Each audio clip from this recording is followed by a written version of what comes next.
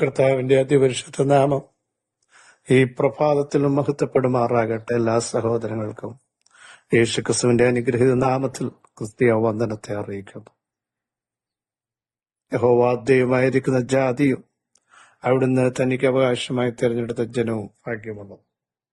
ഈ ഭാഗ്യ പദവിയിലേക്ക് നമ്മളെ കൊണ്ടുവന്ന സർവശക്തനായ ദൈവത്തിന് നന്ദി നിറഞ്ഞ ഹൃദയത്തോടെ സ്തോത്രം ചെയ്യാം.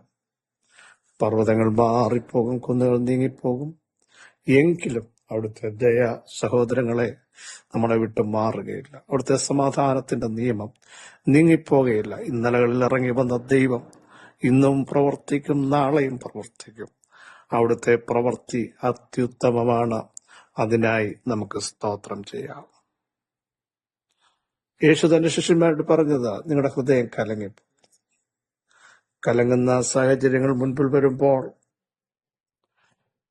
നമ്മുടെ ഹൃദയത്തിന് ഈ ദിവസങ്ങൾ ഒരു ധൈര്യമുണ്ടാവണം.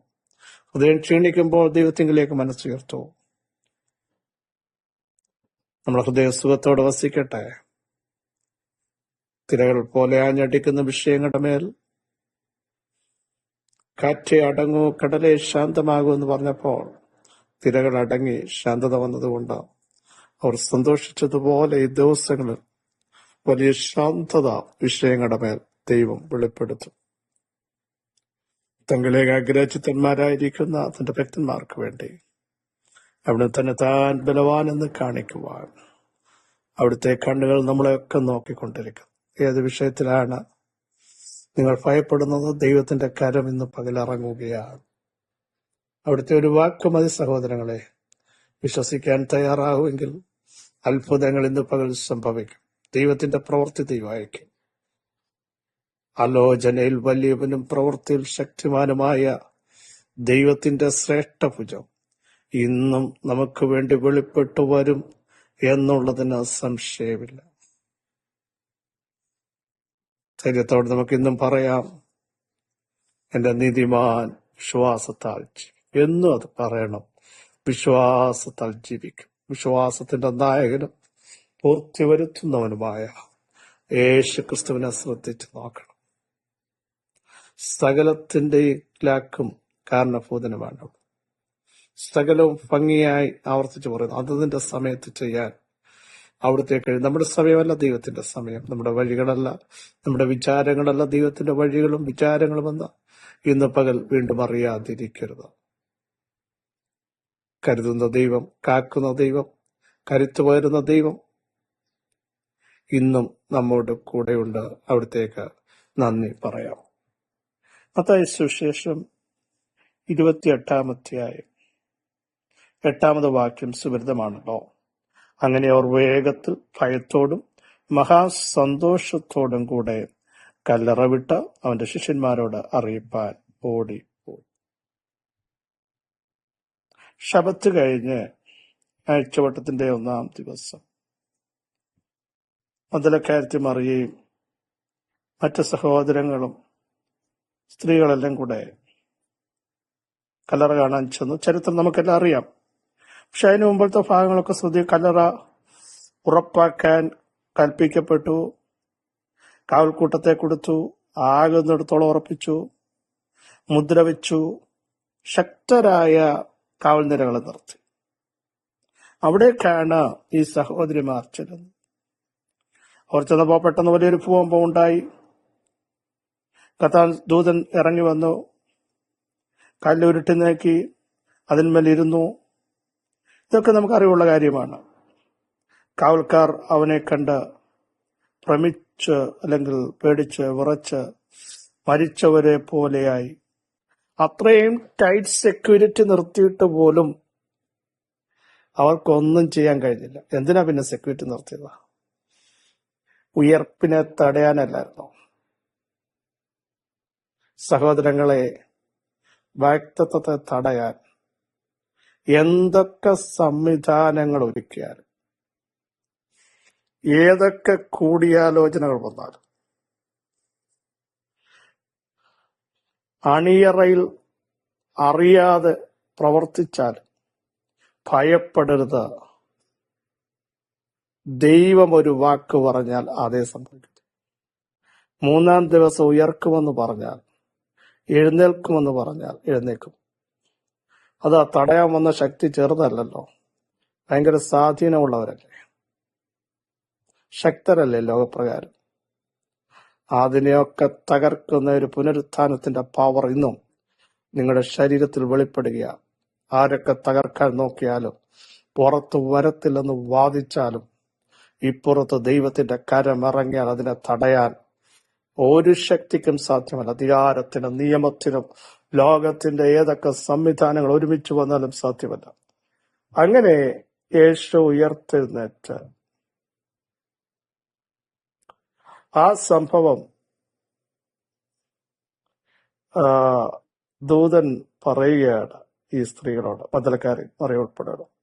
അവനോട് ഇല്ല, താൻ പറഞ്ഞതുപോലെ തന്നെ ഉയർത്തെഴുന്നേറ്റോ, അവൻ കിടന്ന സ്ഥലം വന്ന് കാണുമീൻ. അവൻ മരിച്ചവരുടെ ഇടയിൽ നിന്ന് ഉയർത്തെഴുന്നേറ്റു എന്ന് വേഗം ചെന്ന് അവന്റെ ശിഷ്യന്മാരോട് പറയാൻ പറഞ്ഞ് അവരെ നിയോഗിക്കുകയാണ്. അതുകൊണ്ട് നിങ്ങൾ ഗലീലയിലേക്ക് ചെല്ലാൻ അവരോട് പറയണം, അവിടെ നിങ്ങൾ അവനെ കാണും എന്ന് പറഞ്ഞു. ഇനിയാണ് നമ്മുടെ കുറിവാക്യം, 8-ാം വാക്യം. അങ്ങനെ അവർ വേഗത്തിൽ, കല്ലറയിലേക്ക് വന്നവർ, വേദനയോടെ വന്നവർ, സങ്കടത്തോടെ വന്നവർ, എന്തായിത്തീരുമെന്ന് ചിന്തിച്ചവർ, ഈ കല്ല് ആരുരുട്ടി മാറ്റുമെന്ന് വേദനിച്ചവർ, അവർ വേഗത്തിൽ മഹാഭയത്തോടും സന്തോഷത്തോടും കൂടെ കല്ലറ വിട്ട് അവന്റെ ശിഷ്യന്മാരോട് അറിയിപ്പാൻ ഓടിപ്പോയി. പ്രിയ സഹോദരങ്ങളെ, ഉൾക്കൊള്ളാൻ പറ്റാത്ത ഒരു ന്യൂസ്, ചിന്തയ്ക്കതീതമായ ഒരു ദൈവപ്രവൃത്തി ഈ ദിവസങ്ങളിൽ ജീവിതത്തിൽ നടക്കാൻ പോകും.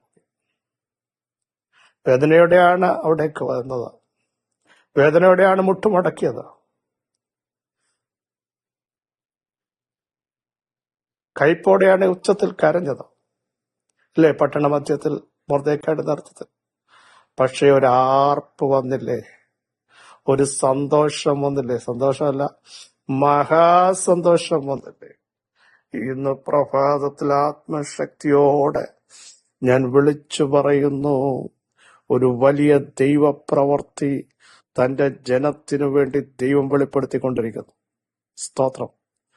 അവർ വേഗത്തിൽ ചെന്ന് മഹാസന്തോഷത്തോടെ ചില ന്യൂസുകൾ പരസ്പരം ഷെയർ ചെയ്യാൻ, ദൈവം നൽകിയ വിടുതലുകൾ, ദൈവം നൽകിയ സൗഖ്യം, ദൈവം നൽകിയ ഉയർപ്പ് അനേകരോട് ഷെയർ ചെയ്യത്തക്ക രീതിയിൽ ദൈവം ചില വ്യക്തികളെ ഉപയോഗിക്കാൻ പോകുക. അസ്തമിച്ചുപോയ ഇടത്ത്, പുറത്തു വരുത്തത്തില്ലെന്ന് വാദിക്കുന്ന ഇടത്ത്, ശക്തമായ സംവിധാനങ്ങൾ ഒരുക്കി കാത്തു നിൽക്കുന്ന ഇടത്ത് അസാധാരണമായൊരു ദൈവപ്രവൃത്തി കണ്ട് മറ്റുള്ളവരോട് പറയത്തക്ക ചില ഗുഡ് ന്യൂസുകൾ ചിലരോട് കൈമാറത്തക്ക രീതിയിൽ ദൈവത്തിന്റെ ആത്മാവിന്റെ ഇടപെടിയിൽ ഇതാ സംഭവിച്ചുകൊണ്ടിരിക്കുന്നു. വിശ്വസിക്കുന്നവർ സ്തോത്രം ചെയ്യൂ. അസാധാരണമായ ചില ദൈവപ്രവൃത്തികൾ, ഇതുവരെ കാണാത്തത്, ഇതുവരെ കേൾക്കാത്തത്, ഇതുവരെ നടക്കാത്തത്, എല്ലാവരും മാറ്റി നിർത്തിയത് ഇപ്പോൾ തന്നെ വിടുതലോടെ പുറത്തു കൊണ്ടുവരുന്നു. അത് നിങ്ങളുടെ തലമുറയുടെ ആകട്ടെ, നിങ്ങളുടെ ശരീരത്തിൻ്റെതാകട്ടെ, നിങ്ങൾ ഫേസ് ചെയ്യുന്ന സങ്കീർണ വിഷയത്തിൻ്റെതാകട്ടെ, ഏതായാലും ദൈവം ഭാഗ്യം ഒന്ന് സമർപ്പിച്ചിട്ട് പറ, കർത്താവേ, ഞങ്ങളത് റിസീവ്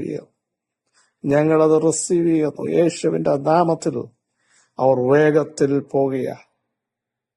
വേദനയോടെ വന്നവർ വേഗത്തിൽ മഹാസന്തോഷത്തോടെ സമാധാനത്തോടെ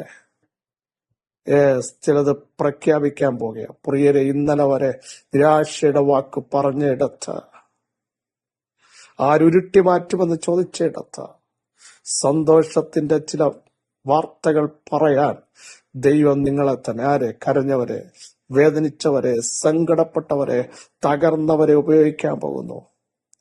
യേശുവിന്റെ നാമത്തിൽ ഈ വചനത്തിന്റെ ശക്തി ഇന്ന് പകൽ ചില കുടുംബങ്ങളിൽ വ്യാപരിക്കുന്നു. സ്തോത്രം ചെയ്തോളൂ, സ്തോത്രം ചെയ്തോളൂ. ദൈവം നിങ്ങൾക്ക് വേണ്ടി ചില അത്ഭുതകരം ആ പ്രവൃത്തി വെളിപ്പെടുത്തുമ്പോൾ അവിടുത്തെ മഹത്വം ഇന്ന് പകൽ അനേകരോട് വിളിച്ചു പറയാൻ തയ്യാറായിക്കോ. സാക്ഷ്യം പറയാൻ ശക്തനായവൻ വലിയവ ചെയ്തിരിക്കുന്നു. സഭാമധ്യ ദൈവത്തെ കീർത്തിക്കാനും അവിടെ നിങ്ങളെ ഇടയാക്കാൻ പോകുക. സർവശക്തിയുള്ള ദൈവമേ, സ്വർഗീയ പിതാവേ, ഈ വചനത്തിന്റെ ശക്തി ഞങ്ങളുടെ മേൽ വെളിപ്പെടുന്നതിന് സ്തോത്രം. ജനം വിടുതൽ പ്രാപിക്കുന്നതിന് സ്തോത്രം. അവരെ നിരാശയിലേക്ക് കൊണ്ടുവന്ന വേദനയുടെ വാക്കുകളുമായി കഴിഞ്ഞ മിനിറ്റുകളായിരുന്നെങ്കിൽ അവിടെ തന്നെ സന്തോഷത്തിന്റെ ചില ന്യൂസുകൾ കൈമാറാൻ വേഗത്തിൽ അവരെ ദൈവം ഇടയാക്കുന്നതിന് സ്തോത്രം. അവരുടെ മഹത്വമുള്ള ഭുജം ഇന്ന് പകൽ ഇറങ്ങി വന്നിരിക്കാൻ സ്തോത്രം. ബലം കൽപ്പിച്ചിരിക്കാൻ സ്തോത്രം. സൗഖ്യം വ്യാപരിച്ചിരിക്കാൻ സ്തോത്രം. അവരുടെ പ്രവൃത്തി വെളിപ്പെടുത്തിയിരിക്കാൻ സ്തോത്രം. സകല മഹത്വം അങ്ങേക്ക് യേശുവിൻ നാമത്തന്നെ ആമേൻ, ആമേൻ. പ്രിയ സഹോദരങ്ങളെ, സന്തോഷത്തോടെ ചിലത് പ്രഖ്യാപിക്കാൻ, ദൈവം ചേർന്ന് വിളിച്ചു പറയാൻ അവിടെ നമ്മെ ഇടയാക്കുന്നു. ഈ വചനങ്ങളാൽ അവിടെ സഹായിക്കട്ടെ. ക്രിസ്തുവിൽ നിങ്ങളുടെ സഹോദരൻ.